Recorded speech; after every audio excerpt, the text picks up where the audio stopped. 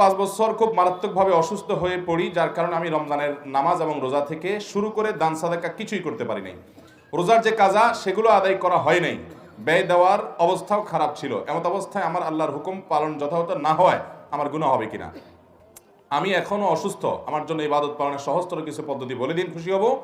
আপনার সুস্থ কামনা করি। ভাইরা আমার, যে ব্যক্তি সুস্থ অবস্থায় কোনো আমল করে, ওই আল্লাহর বান্দা যদি অসুস্থ হওয়ার কারণে সে আমলটা করতে না পারে, নবী করিম সাল্লাল্লাহু আলাইহি সাল্লাম বলেছেন ওই ব্যক্তিকে পেনশন দেয়া হবে। অর্থাৎ সুস্থ অবস্থায় যা যা আমল করত অসুস্থতার কারণে সে করতে পারছে না, এখন আল্লাহ তাআলা তাকে সুস্থ অবস্থায় করা আমলগুলোর সব সমপরিমাণ তাকে দান করে দিবেন বিনা কষ্টে। আল্লাহ তাআলা আহকামুল হাকিমিন, কারণ আল্লাহ জানেন বান্দা জীবিত সুস্থ থাকতে করছে, এখন অসুস্থ হতে পারে না, এজন্য আল্লাহ তাকে পুরোটা সওয়াব দিয়ে দেন।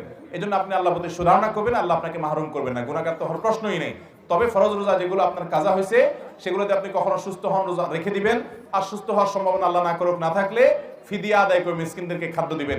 এখন সামর্থ্য নেই, যখন হয় তখন দিবেন, পরবর্তী দিবেন, যেভাবে দিলে আদায় হয় সেভাবে নিয়ত করে করবেন, কিন্তু আপনাকে করার চেষ্টা করতে হবে। আর অন্য আমল করতে পারেন নাই, কোনো গুনাহ হবে না, যেহেতু আপনি অসুস্থ। আল্লাহ তাআলা